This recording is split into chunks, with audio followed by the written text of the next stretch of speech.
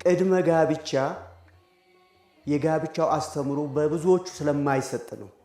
እንደ ቅድስት ቤተክርስቲያን አስተምሮ ቅድመ ጋብቻ ትምህርት አለ፣ ጊዜ ጋብቻ ትምህርት አለ፣ ድህረ ጋብቻ ትምህርት አለ።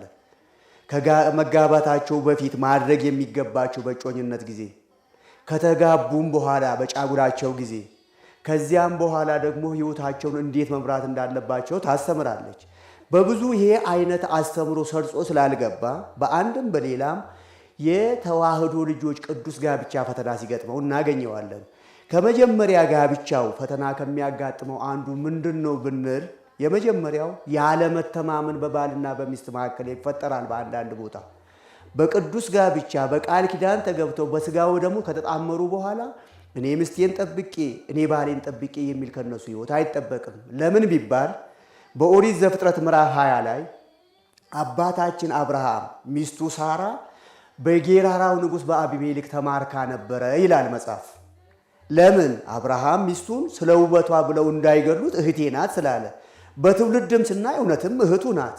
በዚያን ጊዜ ከአረማውያን እንዲጋቡ ስለማይፈቀድ እህቱ ሲባል ከአንድ እናት ከአንድ አባት የተወለዱ አይደለም፣ በዝምድና ነውና አሁን እግዚአብሔር አምላክ ጋብቻን እንዴት እንደሚጠብቅ ሰዎች ማወቅ የሚገባቸው በሕልም እግዚአብሔር ለአቤሜሌክ ተገልጾ እንዳትደርስባት እሷ ባለ ባል ናት፣ ነቢይ ነው፣ ሚስቱን መልስ፣ ባትመልስ ግን አንተም ያንተም የሆነ ሁሉ እንደሚጠፋ እወቅ ብሎ ነገረው። ብትመልስ ግን እሱ ይጸልይልሃል አለው። አሁን ሰውኛ ስንመለከት አቤሜሌክም ሰው ነው፣ ከሰውም በስልጣን ደግሞ ንጉሥ ነው። አብርሃም አንድ መናኝ ነው፣ የመናኞች አባት ነው፣ ይጸልይልሃል ነው ያለው። የቅዱሳን ጸሎት ለነገስታቱም እንደሚያስፈልግ የመሰከረ እግዚአብሔር ነው።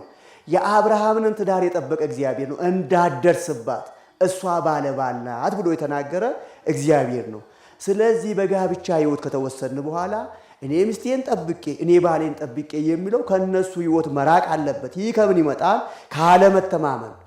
በትንቢተ ሚልክያስ ምዕራፍ 2 ቁጥር 14 ላይ እንዲህ ነው የሚለው ነቢዩ፣ እግዚአብሔር አለ በአንተና በልጅነት ሚስት መካከል ምስክር ነው። እግዚአብሔር ምስክር ከሆነ ታዲያ፣ እግዚአብሔር ጠባቂ ከሆነ ታዲያ ወንዱም ሴቷም ለምንድን ነው ወደዚህ ሕይወት የሚመጡት? የእምነት ዝልሃልነት የእምነት ዝለት ሲኖር ነው። ካልሆነ በስተቀር ሰው ሚስቱን ጠብቆ ሴት ባሏን ጠብቃ አይቻልም። ትልቁ ነገር በእምነት መጽናት ባለመኖሩ ቤተ ክርስቲያን ፈተና ይዳርጋቸዋል አንዳንዴ። ሁለተኛ በትዳር ዓለምም ሲኖሩ ቅድም ካነሳ ነው ሶስቱ በረከቶች አንዱ ልጅ ነው። ልጅ ሲጠፋ አንዳንድ ወላጆች በጋብቻው ጣምራ እየገቡ ወይ የባል ወገን ወይ የሚስት ወገን እንዲፈታው የሚመክሩ ነገሮች አሉ። ትልቁ ነገር ቅዱስ ቃሉ ምንድን ነው የሚለው? ሰው እናት አባቱን ይተዋል ከሚስቱም ጋር ይተባበራል አለ። በጋብቻ ሕይወት ትልቁ ነገር ትልቁ ኃላፊነት ያላቸው ባልና ሚስት እንደሆኑ ነው። ከእህት አብያተ ክርስቲያናት ግብፅ በባልና በሚስት ጉዳይ ችግር ከተፈጠረ 90% ከመቶ የሚፈቱት ባልና ሚስት እንደሆኑ መጽሐፍ ይነግረናል። ከመቶ አሁን 10 ነው የቀረው። 9% ናት ለነፍስ አባት የምትደርሰው፣ 1% ናት የሚቀረው። እነሱ ለጋብቻም የክፍሉ ሊቀ ጳጳስ ስላለ 1% ከነፍስ አባትም በላይ ከሆነ ለክፍሉ ሊቀ ጳጳስ ይቀርባል። ትልቁ ነገር በጋብቻ ሕይወት ትልቁ ነገር ወላጅ ጣልቃ ባይገባ፣ ጓደኞች ጣልቃ ባይገቡ፣ ዘመዶች ጣልቃ ባይገቡ ይመከራል። ልጅ የላትም በቅሎ ናት፣ ልጅ የለው በቅሎ ነው፣ ምን ትሰራለህ? ቅዱስ ቃሉ ግን ምንድን ነው የሚለን? ዕብራውያን 12 የጸኑትን አስቡ ነው የሚለን። በጋብቻ ሕይወት እኮ አበብዙኃን አብርሃም ጸንቶ ከሳራ ታዛዡ ይስሐቅን እንደወለደ መጽሐፍ ይነግረናል። ይስሐቅም ርብቃን አግብቶ ፍሬ ሳያገኝ ለ40 ዓመታት እንደቆየ መጽሐፍ ይነግረናል። ከ40 ዓመታት በኋላ ግን በመጽናቱ በአንድ ጊዜ መንታ ልጆች እግዚአብሔር እንደሰጠው እግዚአብሔር ይነግረናል። በሐዲስ ኪዳንም ስንመለከት ሁለቱም ያለ ነቀፋ እየሄዱ በእግዚአብሔር ጻድቃን ነበሩ የተባሉት ካህኑ ዘካርያስና ቅድስት ኤልሳቤጥ ፍሬ አልነበራቸውም። ያለ ነቀፋ ግን በእግዚአብሔር ጻድቃን እንደሆኑ ወንጌሉ እየነገረን ልጅ አልነበራቸው። ግን ትዳራቸውን ለፈተና አልዳረጉትም። በመጽናታቸው መጥምቀ መለኮትን ያህል ልጅ አግኝተዋል። ከሴት ከተወለደ መጥምቀ መለኮትን የሚያክለው የለም ብሎ ማቴዎስ 11:11 ላይ ጌታ የመሰከረለትን ልጅ ወልዷል። ስለዚህ ዘካርያስና ኤልሳቤጥን ማየት ግድ ይላል። ኢያቄምና ሐናንም ብንመለከት በመጽናታቸው ነው ወላዲተ አምላክ ድንግል ማርያምን ሊያገኙ የቻሉት። ወደ ሀገራችንም ብንመጣ ጸጋ ዘአብና እግዚአርያ የካህን ቤተሰቦች ናቸው። ፍሬ አልነበረም። በመጽናታቸው ነው ከሱራፊ ተርታ ገብቶ የሚያጥነው በአንድ እግራቸው 7 ዓመት ቁመው ለዓለም ለሀገር የሚጸልዩ ጻድቁ ተክለ ሃይማኖትን ማግኘት የቻሉት። ስለዚህ በልጅ ምክንያት ትዳራቸውን ለፈተና ሊዳርጉ ያሰቡ ሰዎች የጸኑትን አስበው ቢጸኑ እግዚአብሔር የጸኑትን እንዳባረካቸው እነሱን እንደባረክ ማመን ግድ ነው። ከዚህ በተጓዳኝ ጋብቻ እንዲፈታ ቤተ ክርስቲያን የምታዝበት መንገድ አለ። ቅድስት ቤተ ክርስቲያናችን አሁን እነዚህ እንደጸኑት ሰዎች ቢጸኑ የተባረኩ ልጆች ያገኛሉ። ዋናው ልጅ መውለድ ሳይሆን የተባረከ ልጅ ማግኘት ነው። እነኚህ የጸኑ ሰዎች ምን አይነት ልጅ ያገኙ ብንል አብርሃምና ሳራ ይስሐቅን ታዛዥ ልጅ አንገቱን ለካራ የሚሰጥ ልጅ ነው ያገኙት። አልፈንም ኢያቄምና ሐናን ብንመለከት ወላዲተ አምላክ ምክንያተ ድኂን የሆነች መልዕልተ ፍጡራን መትሕተ ፈጣሪ የሆነች ልጅ አግኝተዋል። ዘካርያስና ኤልሳቤጥ መጥምቀ መለኮትን ጌታን ያጠመቀ ልጅ አግኝተዋል። ጸጋ ዘአብና እግዚአርያ ጻድቁ ተክለ ሃይማኖትን ያህል ልጅ እንዳገኙ ሌሎችም አሉ። ለአብነት እኚህን አሳን እንጂ እንደነኚህ ቢጸኑ ልጅ እንደሚያገኙ ማመን ግድ ነው። ጋብቻ ግን እንዲፈርስ ቤተ ክርስቲያን የምታዝበት ምክንያት አለው። የመጀመሪያው ነገር የተጋቢዎች ሕሊናና ውሳኔ ነው። አሁን ድርሳነ ሚካኤል ላይ ስንመለከት ቅድስት አፎሚያ ባሏ ካረፈ በኋላ እንደማታገባ የተናገረችው እንኳ እንዲያውም ከአእዋፍ እርግብን ወስዳ ነው። እርግብ ባሏ ከሞተ ምላሷን ጭራ ሌላ ወንድ እንዳይደርስባት ታደርጋለች ብላ ነው ዲያብሎስን ያሳፈረችው። አንተ እንዲህ አይነት አስኬማ አድርገህ እንዴት ሁለተኛ አግባ ትለኛለች ብላ አሳፈረች። ተጋቢዎቹ እስከ ሞት ድረስ እኔ በእሷ ጸናለሁ እሷም በእሱ ጸናለሁ ካሉ ላይጋቡ ይችላሉ። እሱም ቤተ ክርስቲያን ልታጸና ትችላለች። ያ ከሆነ ወንዱ ቀድሞ ከሞተ ሴቷ ወደ ምንኩስና 60 ዓመት ከሞላት በኋላ ወደ ምንኩስና ሕይወት እንድትሄድ ቅድስት ቤተ ክርስቲያን ቅዱስ ጳውሎስ እንዳስተማረው 60 ዓመት ከሞላት በኋላ ወደዚያ ሕይወት እንድትሄድ ታስተምራለች። አይደለም አገባለሁ፣ ስጋዬን ማሸነፍ አልችልም፣ ኑሮዬን መቋቋም አልችልም፣ የተወለዱ ልጆች አሉ፣ ማግባት እፈልጋለሁ ወይ ወንዱ ወይ ሴቱ ቢሉም ከ3 ዓመት በኋላ እንዲያገቡ ቅድስት ቤተክርስቲያን ትፈቅዳለች። ቅድም በተክሊል ያገቡት ግን አሁን ዳግመኛ ሲያገቡ በቁርባን ነው የሚያገቡት። ለምን? ተክሊል ስለማይደገም ማለት ነው። በቁርባን ያገባሉ። የቅድስት ቤተክርስቲያን ወይ ባል ወይ ሚስት ከሞተ 2 መንገድ ነው ያለው። ወንድየው ከሚስቴ ጋር ቃል ኪዳን ገብቻለሁ አላገባም ካለ የግድ አግባ አትለው። ሴትየዋ ከባሌ ጋር ቃል ኪዳን ገብቻለሁ ዳግመኛ አላገባም ካለች የግድ አግቢ አትልም። ጸንተው እንዲኖሩ ግን በዝሙት እንዳይፈተኑ ግን በክትትል በነፍስ አባት በኩል ትምህርት እንዲሰጣቸው ታደርጋለች። አይ ገና ወጣት ነኝ፣ ገና ልጅ ነኝ፣ ማግባት እፈልጋለሁ፣ ከቀድሞ ሴት ባለቤቴ ልጆች ተወልደዋል፣ ከቀድሞ ባሌ ልጅ ተወልደዋል፣ ማሳደግ አልችልም ካሉ ግን ከ3 ዓመት በኋላ እንዲጋቡ እናት ቤተ ክርስቲያናችን በቅዱስ ቁርባን እንዲሆን ታስተምራለች። በቅድስት ቤተ ክርስቲያን ተጋቢዎች አንድ እንዳይሆኑ ቅድስት ቤተ ክርስቲያን መጀመሪያ የምትከለክለው የሃይማኖት ልዩነት በመካከላቸው ሲኖር ነው። ይህን ደግሞ ቅድስት ቤተ ክርስቲያን መጽሐፍ ቅዱስን መሰረት አድርጋ ነው። አባታችን አብርሃም ለልጁ ለይስሐቅ ሽምግልና ኢያቡርን ሲልከው ኦሪት ዘፍጥረት ምዕራፍ 24 ቁጥር 3 ላይ ምን ነበረ ያለው? ከከነአን ሴቶች ልጆች ለልጄ ሚስት እንዳትወስድ አለ። አሁን የከነአን ሴት ልጆች ለምንድን ነው ለይስሐቅ ሚስት መሆን ያልቻሉት? ከእግዚአብሔር እምነት ለይተው ጣዖት አምላክ ያደርጉታል። በሃይማኖት በምግባር እንዳይጸና ያደርጉታል።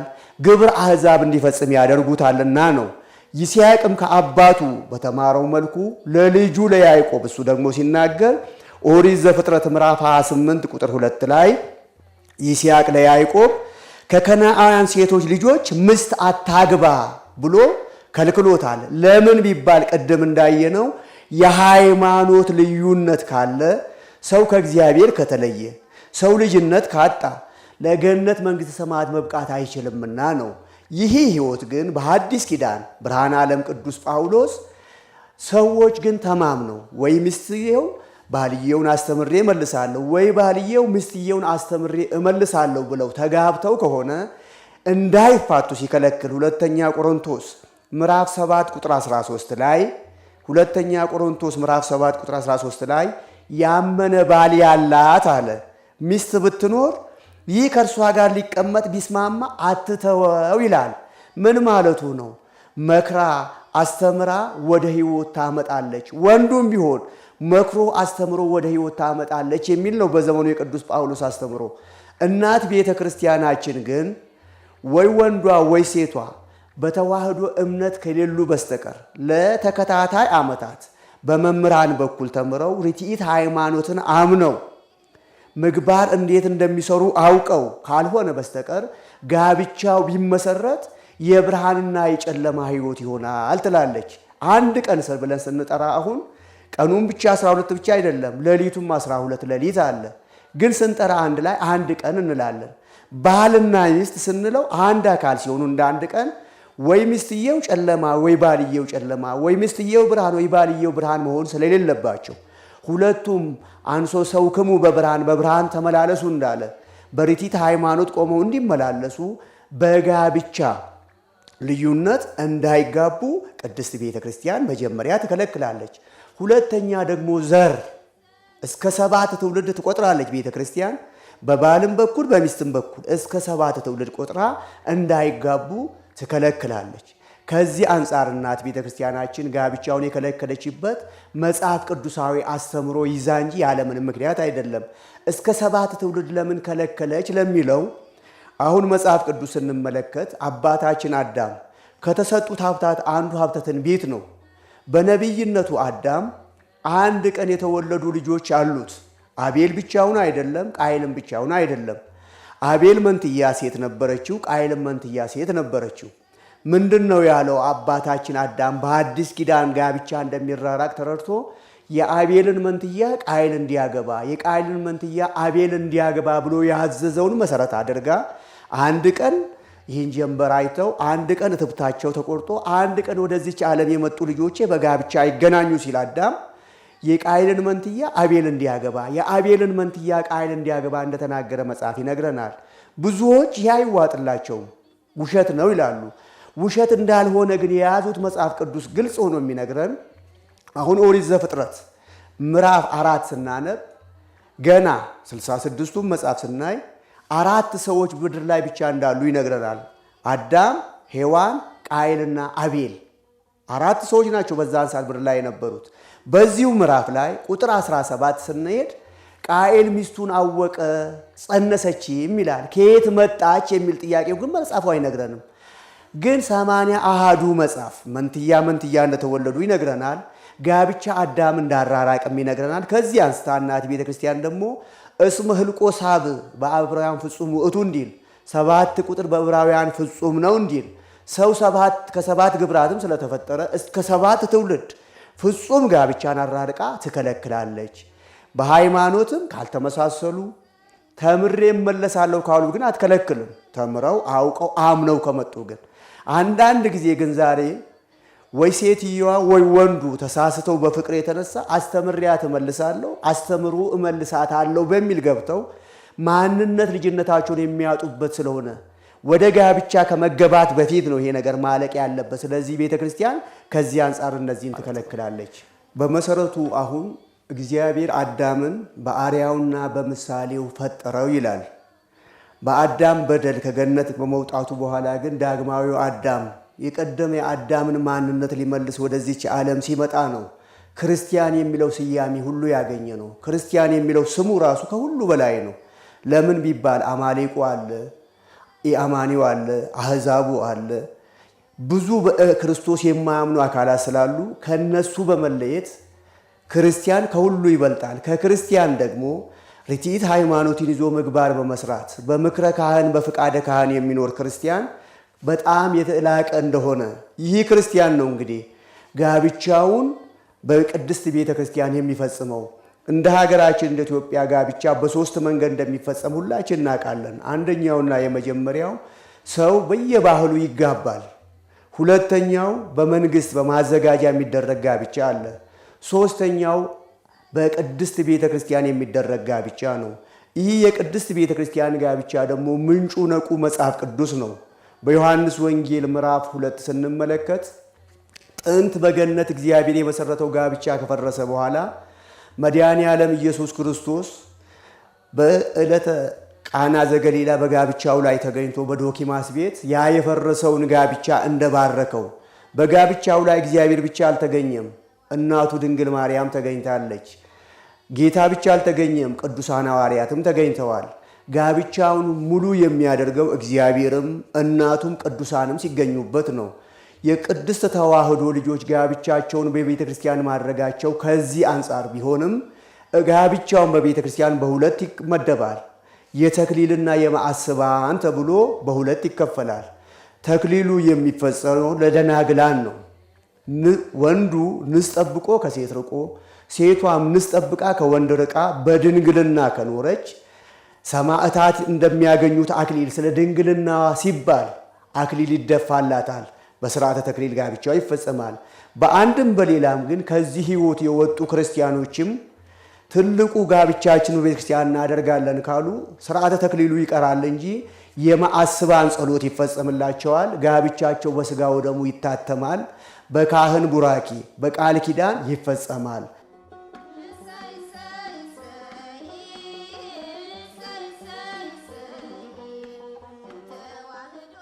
በቅድስት ቤተ ክርስቲያን በሚደረግ የጋብቻ ስርዓት ውስጥ ያለፉና የሚያልፉ ተጋቢዎች በሌሎች ስርዓት ውስጥ ከተጣመሩ ተጋቢዎች በተለየ ሁኔታ መጋባታቸው በበርካታ ጸጋዎች እንዲባረኩና የመንግስቱ ወራሾች እንዲሆኑ መንገድም ጭምር ይሆንላቸዋል። ጌታችንና መድኃኒታችን ኢየሱስ ክርስቶስ እንዳስተማረው ቅዱስ ጋብቻ በጥበበ እግዚአብሔር የሚመራ ነውና በረከቱ ሰፊ ነው ሲሉም መምህራነ ወንጌል ይመሰክራሉ።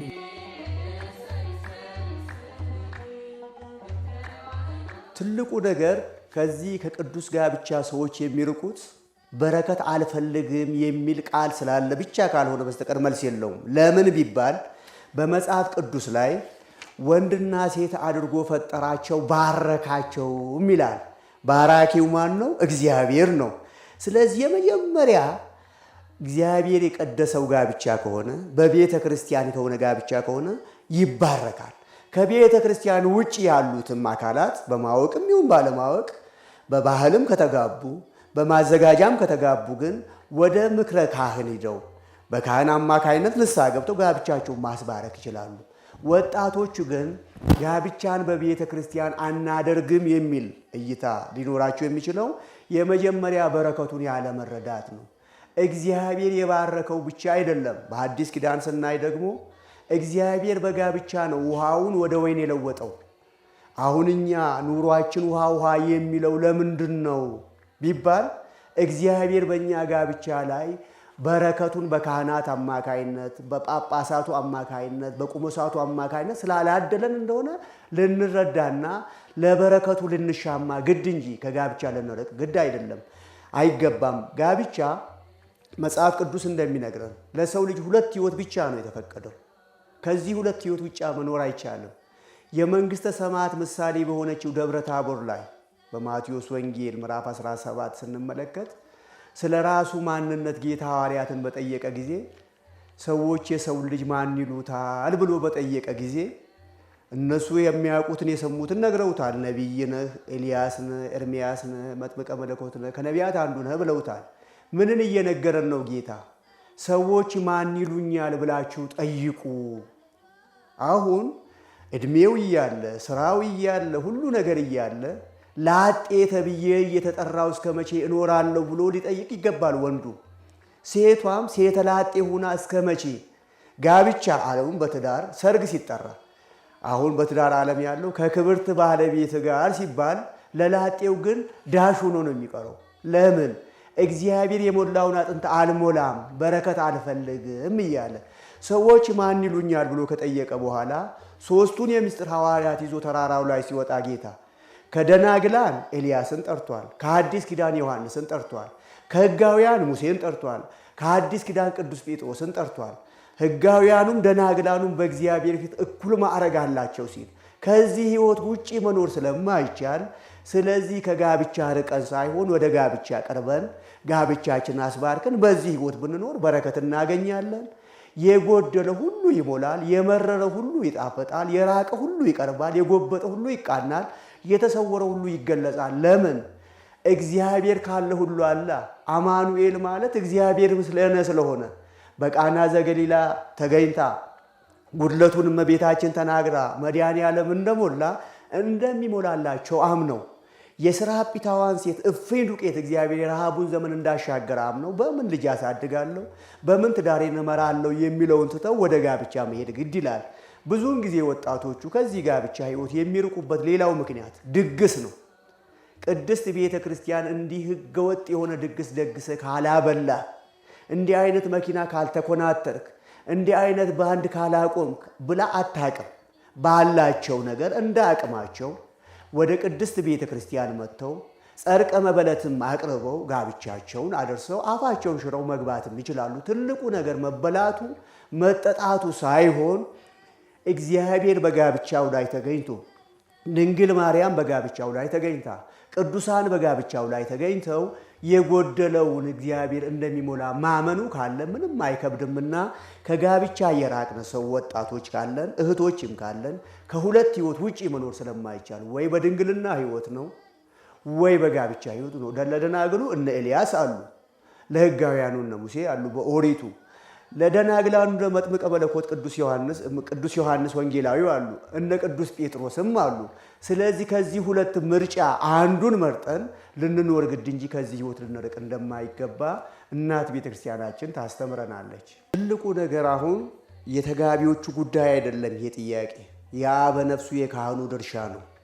ልጆቹን በሚገባ ስርዓት አስተምሮ መክሮ ከሆነ ያለ ስርዓት የሚሄዱትን ገስጿቸው ብሎ ቅዱስ ጳውሎስ ለተሰሎንቄ ምዕመናን ምዕራፍ 5 ላይ እንደጻፈው ያለ ስርዓት እየሄዱ ኑና ባርኩልን ሲባል አበነፍስ እንደ ጠፍ ከብት መነዳት የለበትም።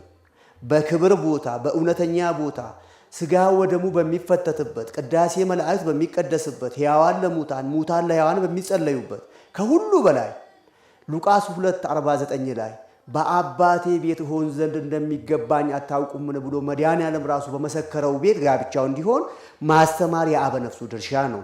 ይህ ሲባል ግን ከአቅም በላይ ወደዚህ የማያስመጣቸው ጉዳይ ከሆነ ካህኑ ባሉበት ሄዶ ቢባርክ እንደ ስርዓተ ተክሊሉ ግን አይሆንም። ጋብቻው ግን ይባረካል።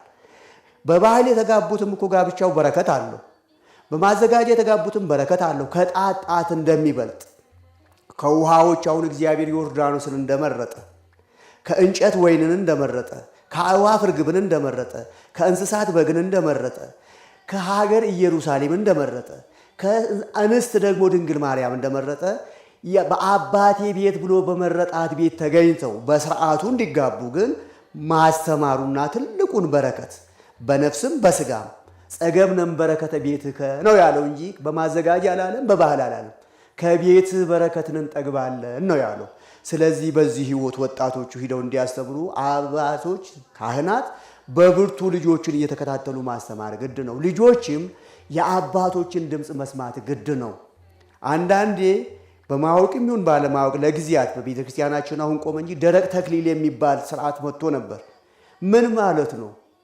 ፎቶውን እንፈልገዋለን፣ በቤተ ክርስቲያን መሆኑን እንፈልገዋለን፣ ቅዱስ ቁርባኑን አንፈልግም። ትልቁን በረከት የማጣት ትልቁን ሕይወት የማጣት ይህን የፈጸሙ ካህናት ራሳቸው እውነታው አልተረዱ ካልሆነ በስተቀር መፈጸም አይገባቸውም። አሁንም እንዲህ የሚያደርጉ ካሉ የተሳሳተ መሆኑን አስተምረው መክረው ከማዘጋጃ ይልቅ ቅድም እንዳየነው እግዚአብሔር ቤት እንደሚበልጥ ከባህሉ ይልቅ የእግዚአብሔር ቤት እንደሚበልጥ እግዚአብሔር ደግሞ ሲጠራ በቃና ዘገሊላ እንደተገኘ ድንግል ማርያም ስትጠራ በቃና ዘገሊላ እንደተገኘች ሐዋርያት ሲጠሩ በቃና ዘገሊላ እንደተገኙ ተረድተው በጋብቻቸው ባለቤቱ መድኃኔዓለም ወላዲተ አምላክና ቅዱሳን ተገኝተው እንዲባርኩላቸው በቤተ ክርስቲያን እንዲያደርጉ እናት ቤተ ክርስቲያናችን አብዛኛው ካህናት በብርቱ እንዲያስተምሩ ትመክራለች። አለበለዚያስ ደሙን ከእጅ እፈልጋለሁ የሚለው በካህኑ እጅ ይመጣልና ነው የምትለው።